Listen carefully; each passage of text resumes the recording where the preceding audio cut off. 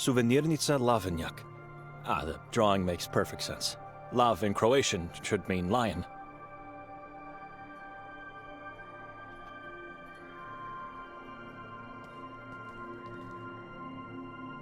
Tiny chairs of torture and bells. I must say they are faithfully recreated to the smallest detail.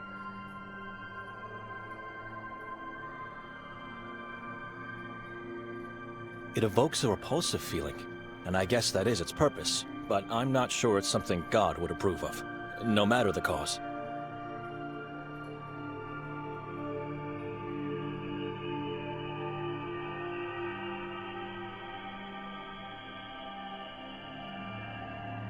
Statues and death masks of Ivan Kotar, and some small-sized replicas of the torture wheel.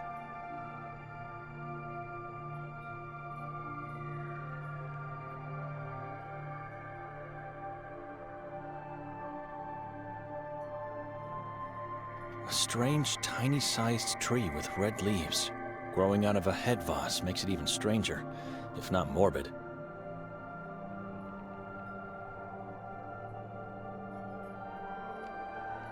They look so awkward and unnatural, as if made by someone who never saw them living.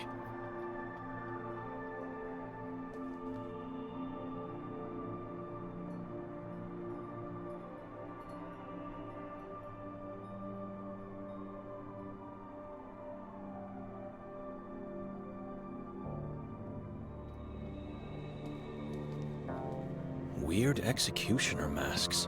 They genuinely look old.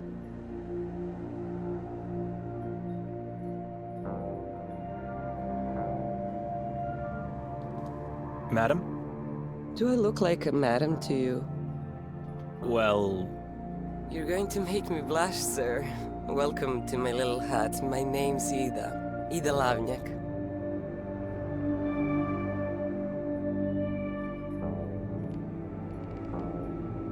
I already know your name. How? Do I know you? Not really, but you know my sister. I was with her last night.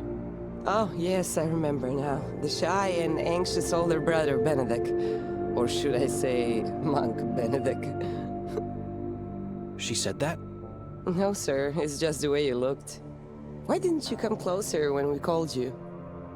Her eyes focused somewhere behind me, with a weary and terrified gaze. It's all right. You don't have to answer. Where's Victoria? She disappeared. Oh no, not her. Not again. I hope she's not another victim of the moon.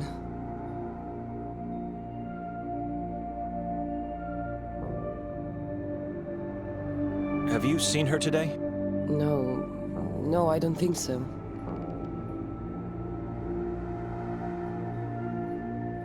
Last night, did she come back after we left the square? There were a lot of people here long after that, and I was preparing to close, so I really couldn't say. What's going on? She was seen pushing a man from the castle's roof last night. I heard about that accident this morning. She did that. She really pushed that man. Eyewitnesses saw her. Liars. Who are these people? Does it really matter? I don't know what to say except that Victoria is a good person. She looks so gentle and vulnerable. Like a butterfly. How can I help? I don't know. Maybe you can't. Maybe only God can do something. Not even God. She's lost forever.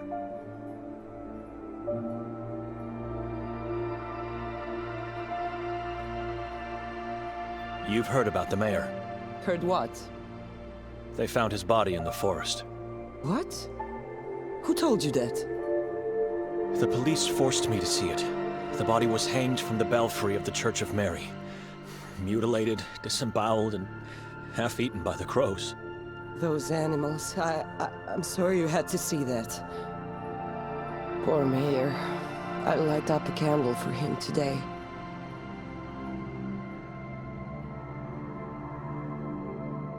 What can you tell me about Nermin? Never seen him, but have heard and retold many stories about him. What do you want to know?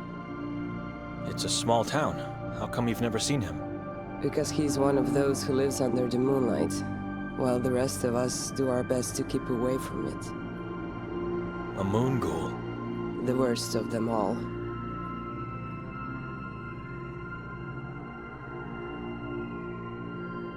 What book are you reading? The Divine Comedy. I needed something to cheer me up. So where's Dante now? Who? Dante, the hero of the book? In what part of the book are you now? Oh yes, how silly of me. He's in a dark forest and there are beasts he cannot evade. I think they symbolize something else. Sins. The beasts represent the self-indulgent, the violent, and the malicious. Oh, that's interesting. You know, the book intrigued me because the descriptions of where he is in the beginning reminded me of this valley. Does that make sense to you? I told this to my father and he scolded me right away. You are quite right, madam. Now all we need is our Virgil to rescue us.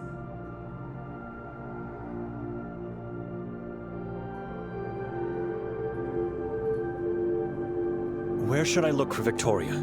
She won't come out in the open. It would be too risky. Well, if I were you, I'd start my search in the forest. In Carcassa? Udav Mountain could be a good place to start too, but I've never been there, so I can't give guidance. Carcassa and Udav are forbidden places, aren't they? I don't believe what they say about them. The forest is a beautiful place. The tall trees, Pepel, the river spring and the silence. Listen. Search the forest. Make sure not to get caught while entering, and keep your eyes open once inside. You'll be fine.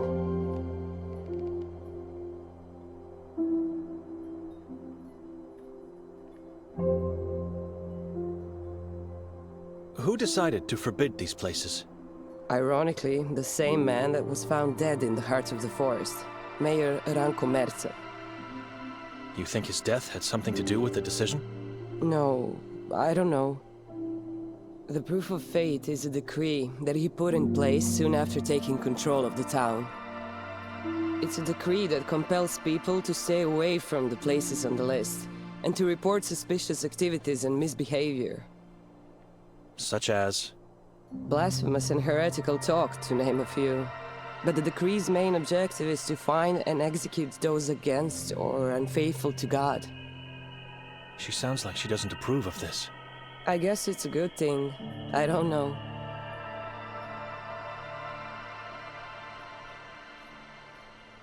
You don't adhere to the law. Not in this case, at least not entirely. You know. And please don't say this to anyone, or you'll have me tortured and killed, all right? Go on. I promise. Carcassa has been like my second home in the last few years. I can't get enough of its silence. I know what you are going to say. It's dangerous, dark, and forbidden. But listen to me. Sometimes it gets dangerous, true. And the mayor's death proves it. But isn't that normal? It's life. It's people. It's life. Everything here feels rotten and reeks of death. Don't say that. And don't talk to others this way. If we stop dreaming and lose hope, what do we have left? Look, I don't know if you should go into the forest. I don't want to get you in trouble or killed. I have no idea where you should look, really. I'm sorry. Oh, wait, I have something here. It might not tell you where to go, but at least give you some orientation. A map of the town and its surroundings. How does that sound? Thank you, but I already have one. Oh, good. Just be careful.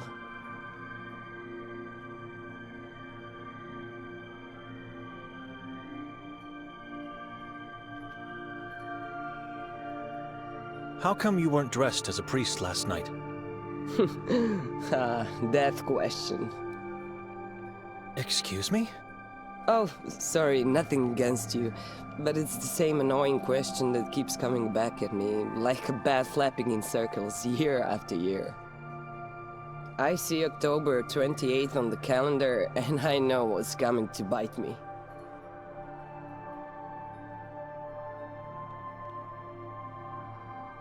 So what's the reason? I tell everyone I can't wear it because I have to work. But the truth is, I don't believe it would make a difference if I did. In general, the ritual doesn't make a difference.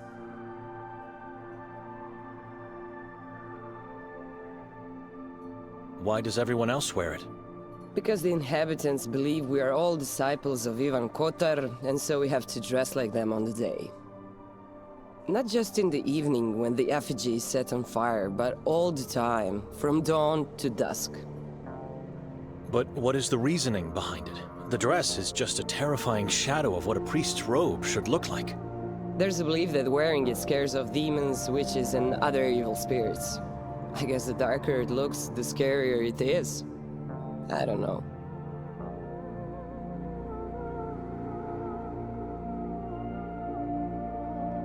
The effigy turned into ash last night. What does it represent? A demon slave of the moon god. The effigy ritual marks the end of the day of Ivan KOTAR. People gather on the square, they pray and chant as one voice. Which sounds beautiful. It's the best part. No, it's the only part of the day I love. I thought the exact opposite. It was a disturbing scene, and I felt true, primal fear. Then the mayor comes out and everyone stops, and when the last words leave his mouth, the effigy is finally set on fire. Has anyone been hurt over the years? The fire spreads very quickly, a wide and massive whirl as if ignited from the darkest of places. No, not that I recall of. Why? Oh, you mean because they stand so close to the figure? Yes, and because it could come down at any moment. It's so tall that nearby buildings could be hit. Nothing to worry about. God is protecting them. Or at least it's what they believe. Oh, and those who are tasked with creating the effigy are given a free pass into the forest. Can you guess why? No. You haven't even tried to guess. Because it's made of black wood, plant roots, and undergrowth from Carcassa. Slaves of the moon god supposedly live or dwell as spirits if they are dead, inside the forest, and so, you know.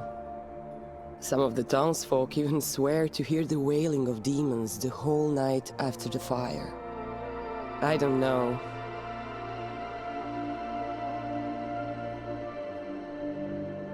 Your last name is Lovniak, right?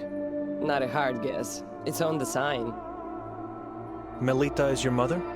She is... was. Why? What happened to her? We don't know. She just disappeared. Exactly 5 years ago yesterday. Did she die or just go missing? I remember it as if it were yesterday. We went to the church, prayed, wore the disciple dresses, scared some kids. So much fun and joy. A long time ago she came up with this crazy thought.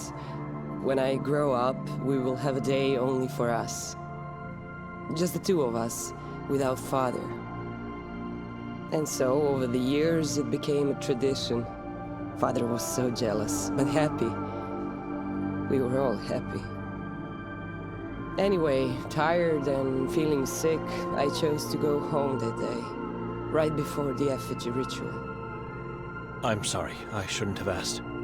It's all right. On my way out of here, I turned around and she looked at me with those beautiful green eyes, and I remember seeing them change color. Her neck bent awkwardly, both eyeballs instantly became blood red, and I heard her screaming even if her mouth didn't open. We don't know what exactly happened to her, but since it was a full moon night, we just knew. Forgive me, but...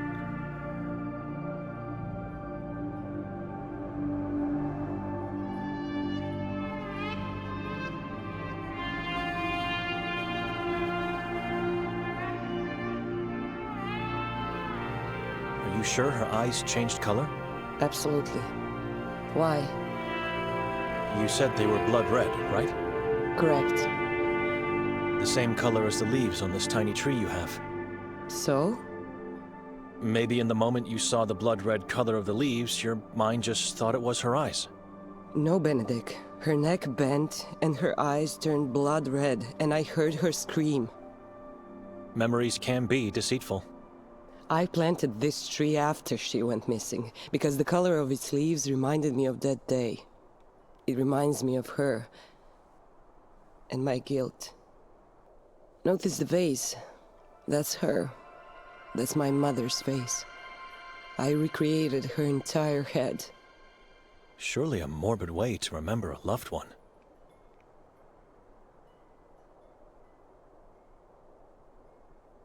You didn't ask around if anyone saw something?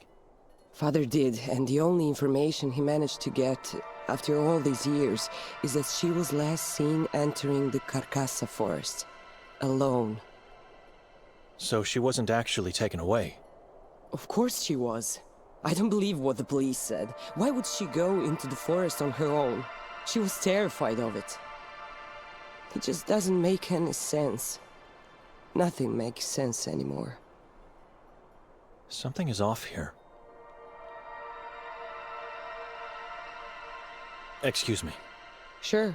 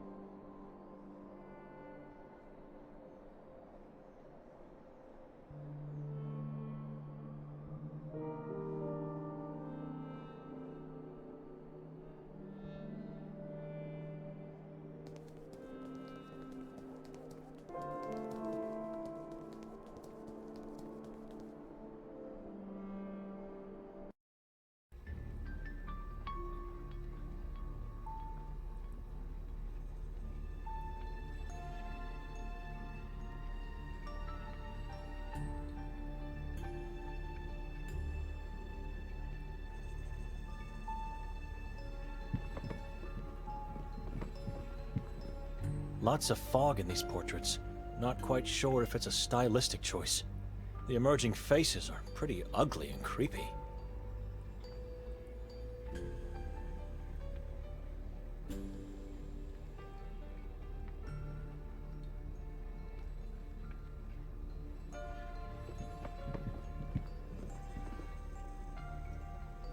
An old woman with white hair, white dress, and big white teeth.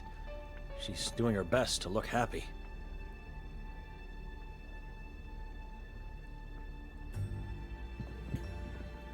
It's just a mock-up of a strange tree with small red leaves and branches pointing skyward.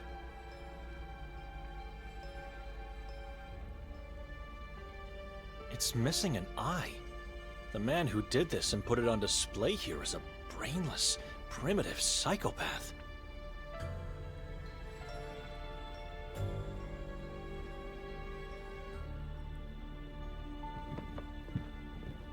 I'm not a thief.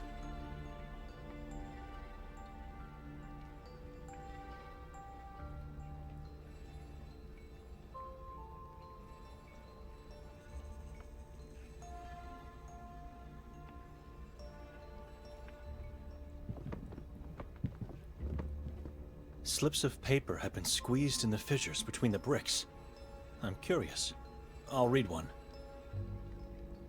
Voices now carry, shadows take form. Oh God, have mercy on me, for I fear the thing that possesses me. A wall of laments? Inside a tavern?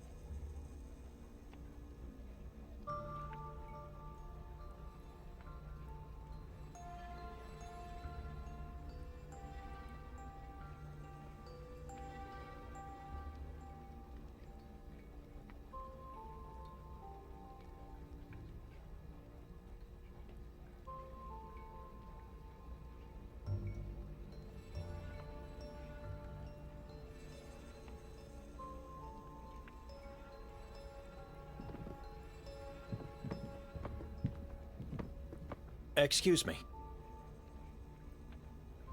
What do you want?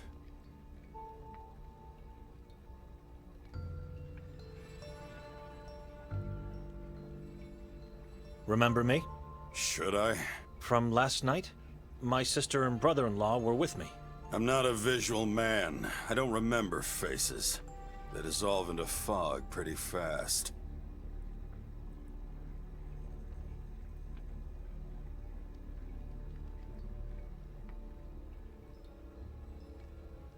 So you don't remember my sister Victoria? The two of you talked last night. Victoria, you say? I remember her glasses and name. Did you see her today? No. You've lost her? She lost herself, and we cannot find her. Keep looking and seek help from God. Or ask someone who thinks to be one. And who would be that fool? Fool. Funny you say that, because that's how I call him too. My cousin Norin. The chief of police is your cousin? Dominic Norin, the feared and respected law of the valley of Sveti Kotar.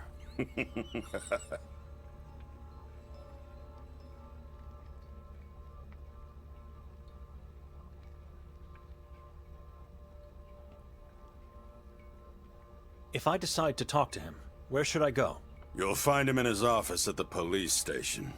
It's where he eats, sleeps, and fulfills his needs. I've had a chance to talk with him already. He doesn't seem to know where Victoria is. That means nothing. He's either lying or you're a fool as much as he is. Was there anyone else when he talked to you? Yes. He likes that. He likes to be on the stage, in front of a crowd. Talk to him alone. He's more vulnerable without a crowd. Walk into the police station. His office is the door on the left. Just knock and tell him Davor Gorsky has sent you. All right. He won't care, so you'll have to give him a good reason to let you in. Luckily, that reason is in front of your eyes. You? I don't understand. A gift. The cleaver. Right in front of you. A cleaver will make him change his mind? Is this a joke? No joke. It'll wait for you here for whenever, if ever, you decide to talk to the fool.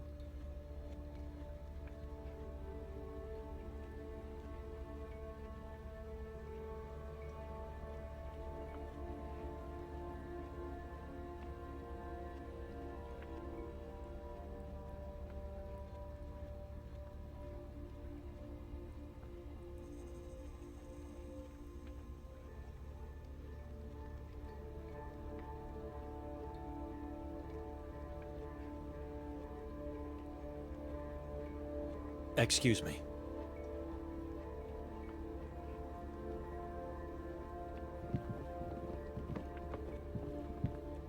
Am I really going to take it?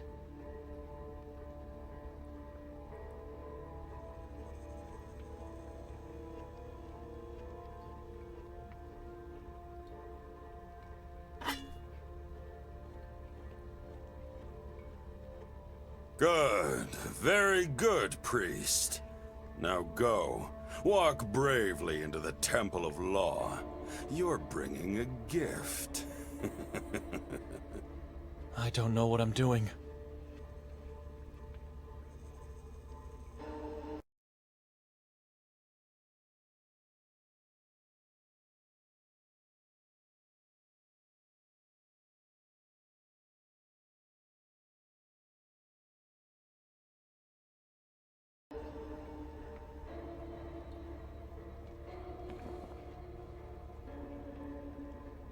It's blunt, rusty, and smells of death.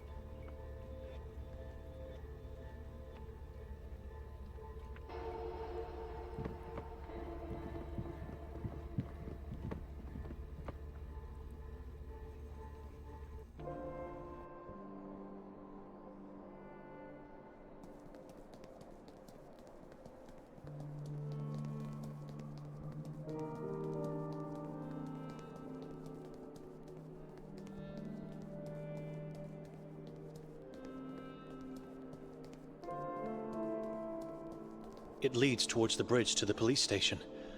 I'm not going in that direction now.